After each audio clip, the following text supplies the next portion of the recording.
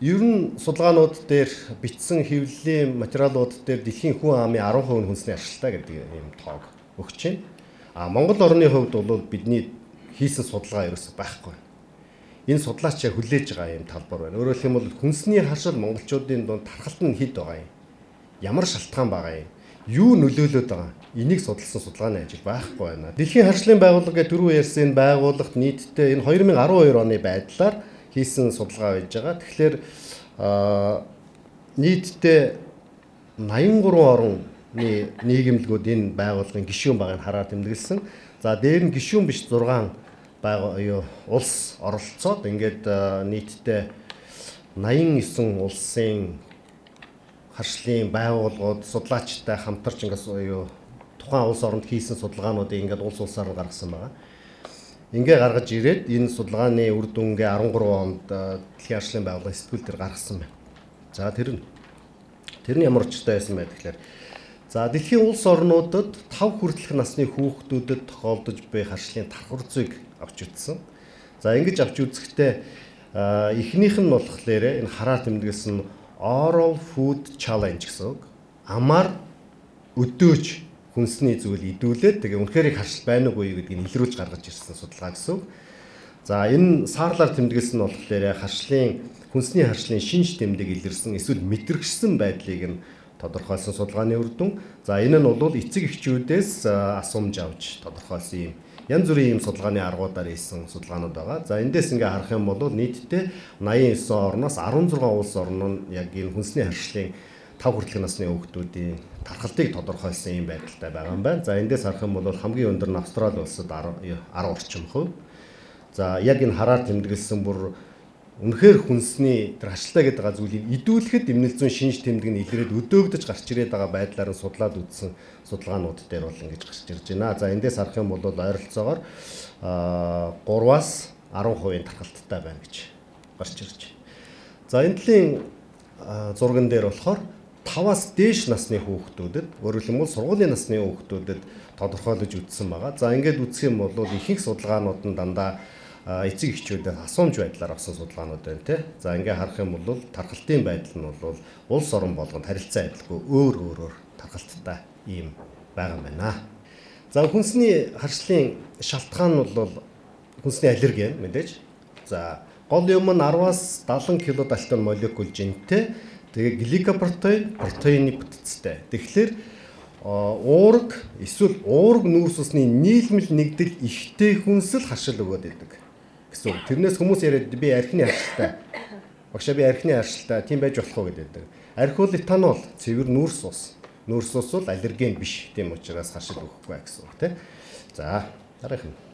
Тэгэхээр хүнсний аллергенуудын нэг онцлог юм нь юу вэ гэхээр хүнсний аллергений яг иммун глобулин И эсрэг биетэй холбогдож байгаа тэр эпитоп бүлгийн бүтцэн онцлог байдаг юм байна.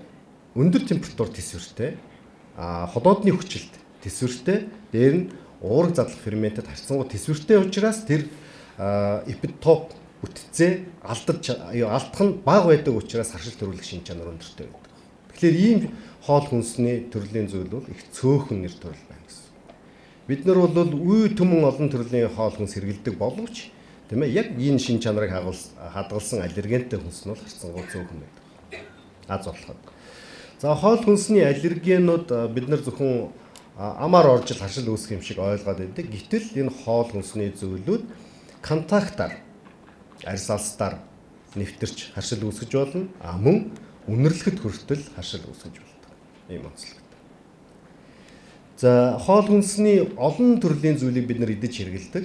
За сүүлийн үед бол тэр нөх хятад рестораны хам шинж бидний дунд илэрхэд ер нь гайхахааргүй болчлоо тий. Монголд Улаанбаатар даяар хятад ресторан, Солонгос ресторан, Япон ресторан бүхэл улс үндэстнүүдийн хоолны соёлыг илэрхийлдэг ийм ресторанууд байж гэн тэр болгонд бүгдөө орж идэг. Тэгэхээр хүнсний хэрэглээ бол сүүлийн жилүүдэд огцом нэмэгдсэн.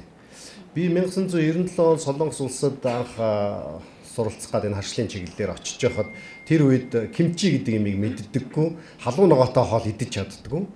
Тийм л байсан. Гэтэл одоо бол захын хүн тэр Солонгос хоолыг иддэг. кимчи одоо халуун будын асуудал болчихсон юм яаж. Тэгэхээр бидний хүнсний хэрэглээ ингэж өөрчлөгдөж байгаа юм. Тэгэхээр энэ олон хүнсний зүйлүүд дотроос ердөө энэ самар, сүв, өндөг, буурцаг, загас, далайн хүнс, гурил гэсэн хэдхэн нэр төрлийн энэ хүнсний бүтээгдэхүүнүүд нийт харшил үүсгэж байгаа шалтгааны 90% эзэлдэг. Нэг дарж. 90% болж байна. Үлдсэн 10% нөгөө олон төрлийн зүйл. Гэсэн мөртлөө яагаад харшил үүсгэх нь бага байгаа юм?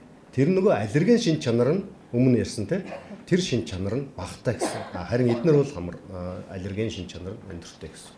За одоо тэгэхээр бид нар сая шалтгааныг ярьсан. Одоо эрсдэлт хүчин зүйлийн талаар жоохон тодорхой ярьж ойлгож авах нь зөв баг. За эрсдэлт хүчин зүйл бол ерөнхийдөө бол дотоод хүчин зүйл мэдээж гадаад хүчин зүйл гэж хоёр байдаг те. За дотоод хүчин зүйлийн хувьд бол нөө уламжлалт хүчин зүйлүүд. Мэдээж хүнсний харшилд хүйс нөлөөлдөг. Ялангуяа эрэгтэй хүүхдүүд илүү их харшлаар өвчлөдөг. За арьс өнгөний хувьд бол бас яс үндэс арьс өнгөний хувьд бол жоохон ялгаа байна гэж үздэг. Ялангуяа бид нар та нар санаж байгаа бол 3 жилийн өмнө Сингапураас ирж илтгэл тавьж исэн Хуго Вамбевер гэдэг тэрний илтгэл дээр 2 жилийн өмнө гарч исэн те Аз хүүхдүүдэд хүнсний харшил экземийн тохиолдол нь Европ болон хараа арьс хүүхдүүдээс эмнэлзэн хувьд бол хүнд юм байна. Арай илүү тохиолддог юм байна гэдгийг судалгаагаар тогтооцсон байжсэн. Тэгэхээр яг тэрийг бас энэ дээр давтаж яах гэсэн. За мэдээж удамшлын хүчин зүйл буюу атопи, за бусад зүйлүүд, за бусад хавсарсан өвчнүүд буюу атопийн дерматит экзем хавсарсан байдлаар тохиолдог. За энэ бол хүнсний харшлыг харшилд нөлөөлөх дотоод хүчин зүйл гэсэн. Энэ хэсэгт бол гадаад хүчин зүйл. За гадаад хүчин зүйлүүд дотроос эхний хэд нь бол дандаа шинэ хүчин зүйлүүд байна. Нэгдүгээрт нь юу вэ гэхээр эрүүл ахуйн гипотез.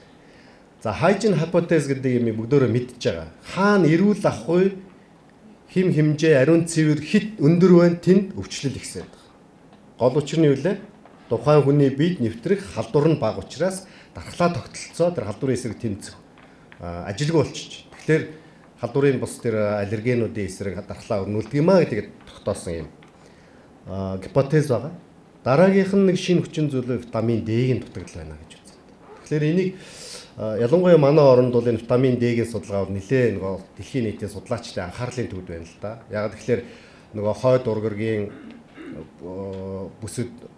бүсэд байж идэг. Тэгээ нарны тусгалаараа хятагаан туяаны нөлөөгөөр витамин D-ийн синтез монголчуудад арай бага. Дээр нь нөгөө наран шарах хугацаа нь богино.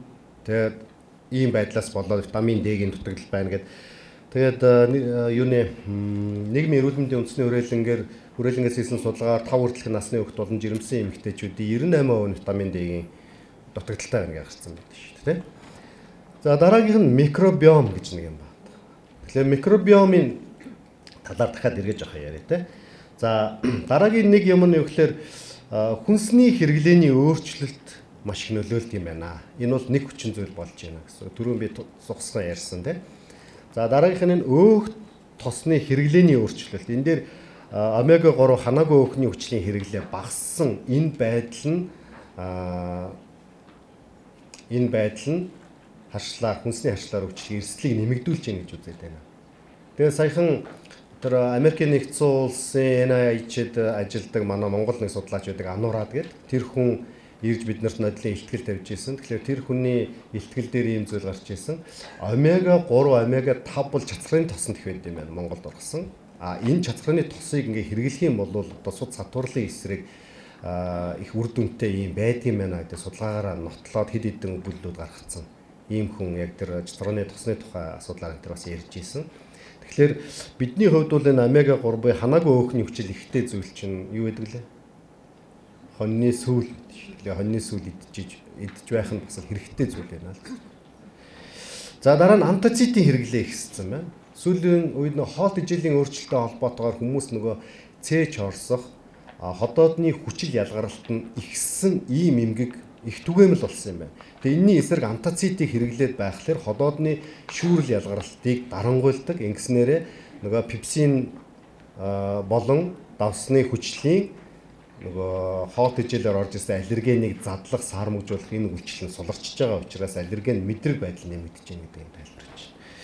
За антиоксидантын хэрэглээ бага. За энэ болгон бол хүнсний харшлын гадаад эрсдэлт хүчин зүйлүүд юм аа гэдэг зүйлөө нэлээд онцолж ярьдаг болсон байна. Биофильм гэдэг нь юу гэхээр хүний арьсан дээр арьсны байрлал болгон дээр энэ бичил биетний харьцаа тоо хэмжээ харилцаа өөр байна. Тийм учраас хүн болгоны биеийн үнэр өөр байдаг. Биеийн тодорхой хэсгүүдийн үнэр нь өөр, хөлний үнэр өөр, сугны үнэр өөр, хүзүүний үнэр өөр гэх юм тийм. Тэгээ тэр нь болохоор энэ бичил биетний юутай холбоотой нөгөө нийгэм нь ямар бүтцтэй байна гэдгээс хамаардаг. Тэгээ тэрэн дотроо хүхэрлэг хий ялгаруулдаг нянгийн хэмжээ их байх юм бол үнэр танар ихтэй байж байгаа тиймэрхүү. За үүнээс гадна бас нэг юм нь болохоор ам хамрын хөндөй. За амны үнэр. Тэгээ амны үнэр бол бас хүн болгоных харилцаа адил өөр үнэртэй байдаг. Тэр аманд байгаа бичил биетнүүдийн нийгэм нь өөр байна гэсэн үг. Тэгээ тийм учраас энэ байдаг. Тэгэхээр ингээ харахад хүний арьсан битүү бичил биетний юм нэмгхэн нүдэнд үзэхгүй юм давхарга байж байдаг. Дотор талаасаа бол хоол боловсруулах зам нь амны өндөгөөс эхлээд хошно хүртлээ бас яг тийм бичил биетнүүдтэй байж байдаг гэсэн үг. За тэгэхээр тэр бичил биетнүүд хэрвээ симбиоз байна гэх юм бол энийг бас эубиоз гэж нэрлэдэг. Симбиоз байна гэдэг нь яг тоо толгой тоо хэмжээний хувьд төрөл зүйлийн хувьд бол харилцан зогтсон юм байдлаар байж байгаа гэсэн. Тэгэхээр энэ бол эрүүл хүнд байж байгаа зүйл. За тэрийг тодорхойлоод ингээ үзэх. Жишээлх юм бол хүн нөгөө бактери эсрэг савнгаар угаахад гаран дээрх бактери нянгийн тоо цөөрдөг ч гэсэн тодорхой хугацааны дараа тэр нянгийн колон дахиад өссөн байдаг. Тэгээ энэ нь болохоор хүний арьсан дээр юм биофильм байх хэвээр тэр нь хамгаалах хэвээр гэсэн юм зарчим гэсэн. Дисбиоз. За дисбиоз гэдэг нь энэ бичил биетний тоо хэмжээ төрөл зүйлийн тэнцвэрт байдал нь алдагдах юм бол дисбиоз гэж байгаа. Дисбиоз үүсвэл тэр хүн харшилтай болж байна, хавдартай болж байна. Бусад өвчнүүд байна. Тэгэхээр сүүлийн үед бол энэ хүний биеийн энэ микробиом гэдэг юм чинь өвчний гол үндсэн юм байна гэдгийг маш олон талаас нь ингээд судалсан судалгаанууд одоо жинхэнэ нөгөө судлаачдын дунд нөгөө тесрэлт болж байна. Хүн болгон илүү орд судалгаа хийхийг хүсдэг юм болсон байна. За энэ судалгаан дээр саяны юун дээр хүний тэр гидсний лактобацилийн хэмжээ өөрчлөлт нь микробиомын дисбиоз болгож байна. Тэгээ энэ нь харшлын өвчнөөр өвчлөх эрсдлийг нэмэгдүүлж байна гэдгийг нь тодорхойлоод энэ дээр нэг судалгаа хийсэн байна лээ. Тэр судалгааны үр дүнд харах юм бол энэ нь double blind placebo controlled prospective trial гэж байгаа. Энэ юу гэхээр давхар нууцлалтайгаар хийсэн тэгээд хяналттай хийсэн судалгаа гэсэн. Тэгээ энэ судалгааны үр дүнгээс ингээ харах юм бол санамсаргүй төвөрөөр судалж сонгож авсан хүмүүсийн дунд лактобацилийн пробиотикийг хэрэглэхэд хяналтын бүлэгтэй харьцуулаад ингээд судлаж үзсэн байгаа. За ингэж хэрэглэхдээ 105 жирэмсэн эмэгтэйд хэрэгэлсэн байгаа. За нийтдээ судалгаанд бол энэ 105 хүнээс 94 гэр бүл нь судалгааг дуустал нь явуулсан. Судалгааны оролцох хувь бол 80.5% байсан байна. За энд болохоор саяны лактобацилийн пробиотикийг жирэмсний сүүлийн 4-6-7 хоног төрсний дараах бас энэ 4-6-7 хоногт нь хэрэглүүлсэн байгаа. За 6 сарын турш тийм ингээ хэрэглэсэн байгаа. Ингэж хэрэглэжээд 2 хүртэл хүүхэд нь 2 нас хүрэхэд тухайн хүүхдүүдийнх нь тэр нөгөө пробиотик хэрэглэсэн эхчүүдээс төрсэн хүүхдүүдийн атопийн дерматитээр өвчлөлийн тархалт нь хэрэглээгүйгээс ач холбогдол өгөхөйц бага байсан. Тийм учраас пробиотик бол бас урьдчилан сэргийлэх нөлөөтэй байна. Энэ нь гидсний тэр микробиомын дисбиозыг засдгийм байна гэдэг иймэрхүү таамаглалыг төвшүүлсэн. За онцлогооны хувьд товчхон яриа. IgE хамааралт хүнсний харшлын хувьд бол арьс хадах сорил болон өвөрмөц IgE илрүүлэх шинжилгээгээр онцолж байна. Энэ бол их амархан. За харин IgE үл хамааралт хүнсний харшлын хувьд бол бигнэг сорил эсвэл өвөрмөц IgG илрүүлэх сорилыг хийх ёстой юм байна. За энэний дараагийн нэг чухал юм бол энэ алтан стандарт арга гэж нэрлэдэг. Хүнсний харшлыг оншилдог алтан стандарт арга бол double blind placebo controlled food challenge гэсэн. За энэ юу юм гэхээр давхар нууцлалттай тэгээд пласебо хяналттай тэгээд амаар өдөөх сорил. За нэг явуулчих юм байна лээ. За тэгэхээр бид нар бол нөгөө сорилуудаа мэдж байгаа учраас зургийг хараад өнгөрнө. Гол юм нь юу вэ гэхээр хүнсээр өдөөх сорил гэдэг ийм сорил бид нар юм цаашдаа заавал хийж явах хэрэгтэй гэсэн эмчнараа.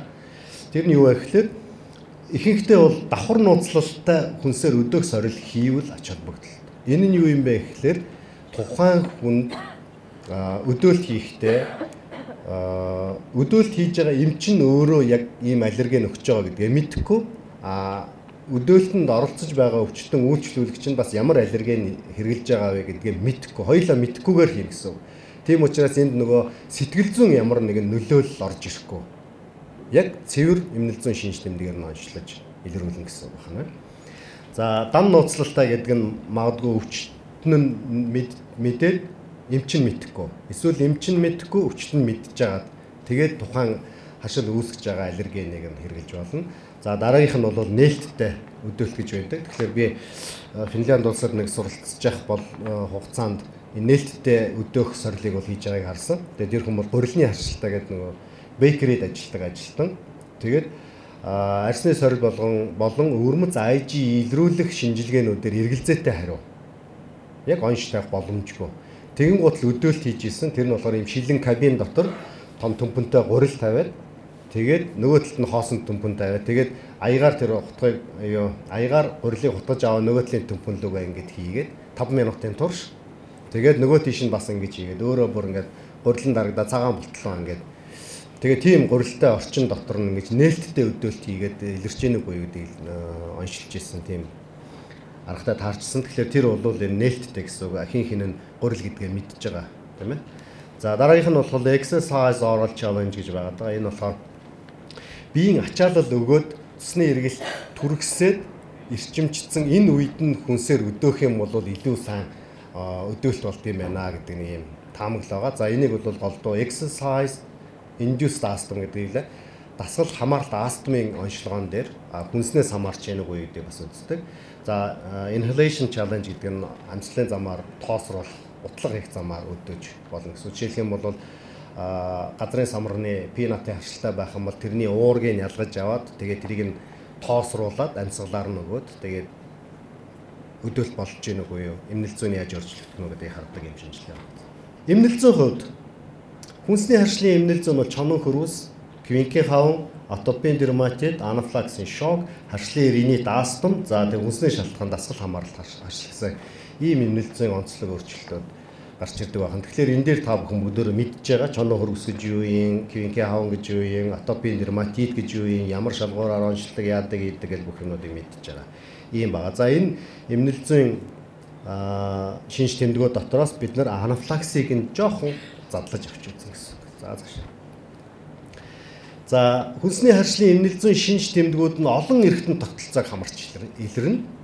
За хэвлийгээр хоол боловсруулах замын шинж тэмдгүүд, амьсгалын замын шинж тэмдгүүд, арьс салсны шинж тэмдгүүд, зүрх судасны тогтолцооны шинж тэмдгүүд, дээрэн шээ салгаруулах тогтолцоо, цаашлах юм бол мэдрэлийн тогтолцоонуудад хүчтэй нөлөөлдөг юм байна.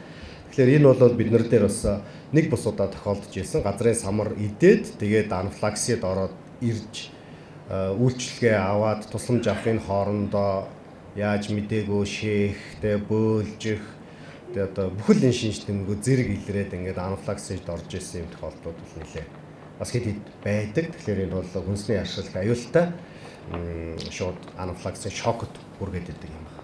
За зааш. Нэг дарж. За анафлаксын шокын эхлэл бол нэг 5-аас 30 минутанд голдуу эхлэв дээ. Тэр харшил өгдөг хүнсний зүйлээ хэрэглэснээс хойш 5 минутаас 30 минутын дотор олон эрхтнийг хамарсан хүчтэй шинж тэмдгүүд илэрнэ. За цөөн тохиолдолд бол 1 цагийн дараа эмнэлзүүн шинж тэмдэг илэрч шокод орох байдал ажиглагддаг юм байна.